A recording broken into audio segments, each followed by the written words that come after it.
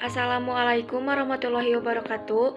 Kepada yang terhormat Bapak Wahyu Setiawan MPD selaku dosen pengampu mata kuliah Pendidikan Pancasila, izinkan saya mempresentasikan materi mengenai dinamisasi Pancasila dalam hukum.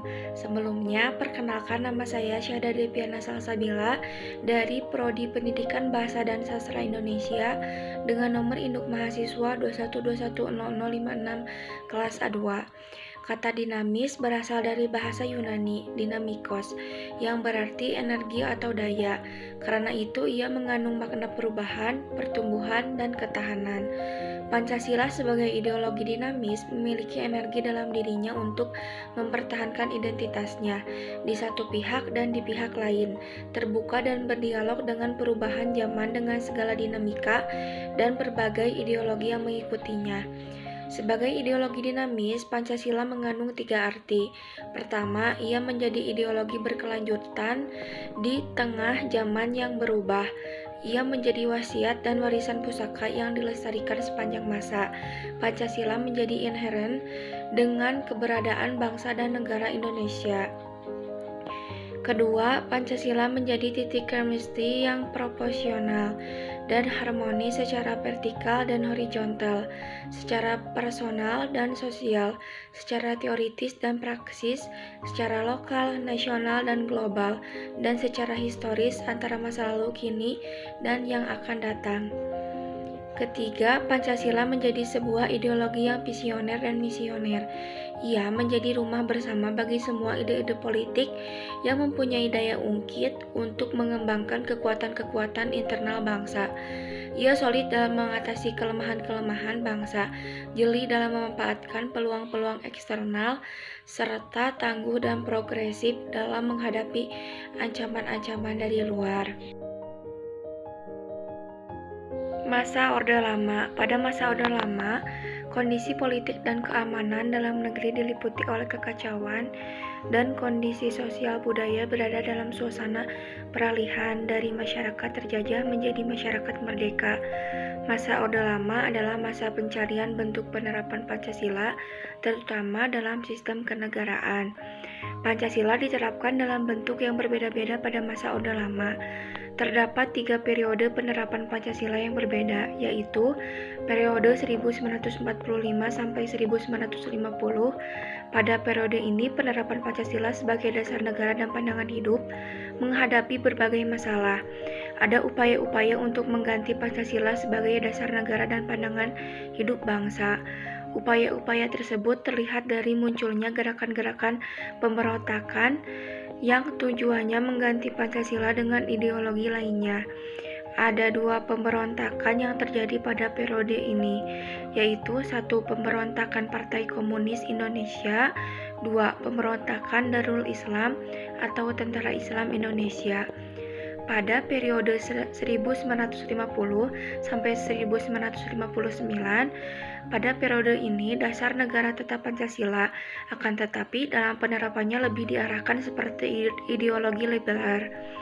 Hal tersebut dapat dilihat dalam penerapan sila keempat yang tidak lagi berjiwakan musyawarah mufakat, melainkan suara terbanyak atau voting.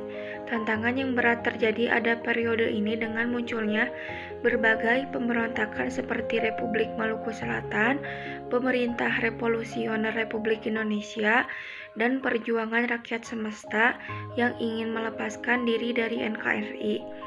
Kesimpulan yang ditarik dari penerapan Pancasila selama periode ini adalah Pancasila diarahkan sebagai ideologi liberal yang ternyata tidak menjamin stabilitas pemerintahan. Periode 1956 sampai 1965. Periode ini dikenal sebagai periode demokrasi terpimpin. Demokrasi bukan berada pada kekuasaan rakyat, sehingga yang memimpin adalah nilai-nilai Pancasila, tetapi berada pada kekuasaan pribadi Presiden Soekarno. Terjadilah berbagai penyimpangan penafsiran terhadap Pancasila dalam konstitusi. Akibatnya, Soekarno menjadi otoriter, diangkat menjadi presiden seumur hidup, dan menggabungkan nasionalis, agama, dan komunis yang ternyata tidak cocok bagi NKRI. Terbukti adanya kemerosotan moral di sebagian masyarakat yang tidak lagi hidup bersedikan nilai-nilai Pancasila dan berusaha untuk menggantikan Pancasila dengan ideologi lain.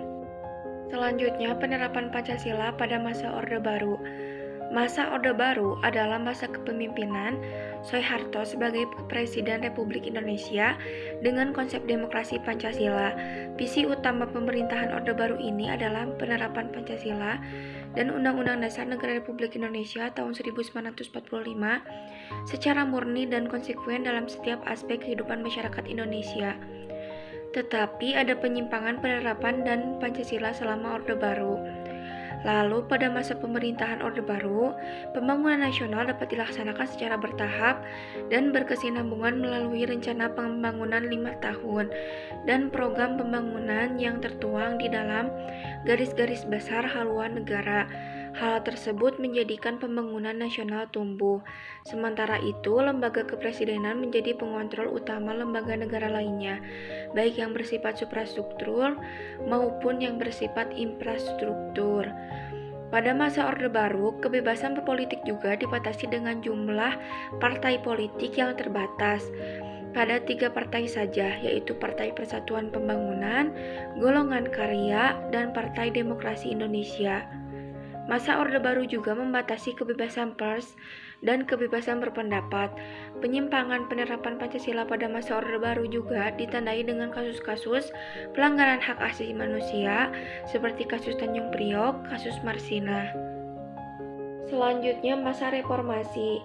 Penerapan Pancasila pada masa reformasi hingga sekarang ditandai dengan kebebasan berbicara, berorganisasi, berekspresi, dan lain-lain di kehidupan masyarakat. Tantangan penerapan Pancasila di era reformasi adalah menurunnya rasa persatuan dan kesatuan di antara sesama warga bangsa. Contohnya yaitu konflik di beberapa daerah, tawuran antar pelajar, serta menyelesaikan permasalahan dengan tindak kekerasan. Pancasila sebagai dasar pembangunan hukum di Indonesia.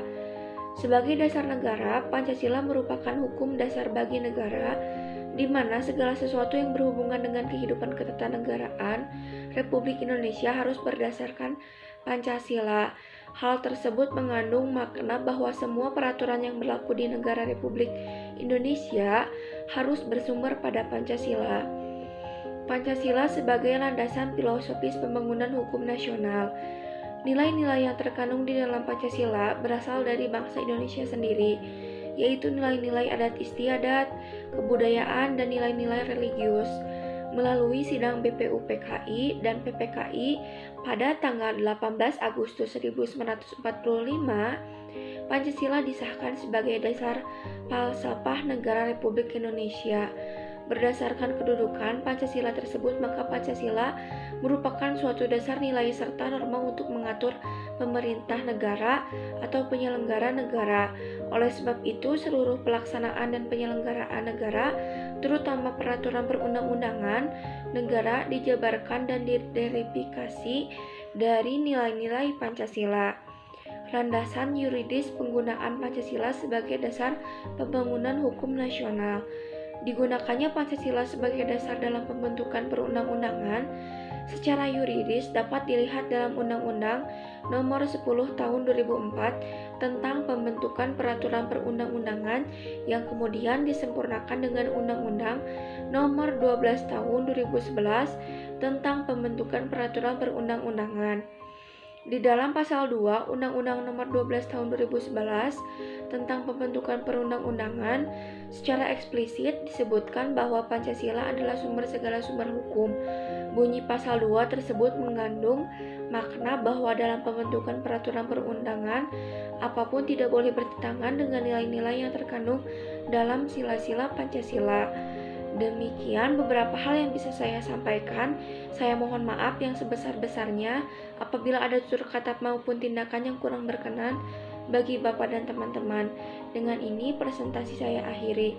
Terima kasih. Wassalamualaikum warahmatullahi wabarakatuh.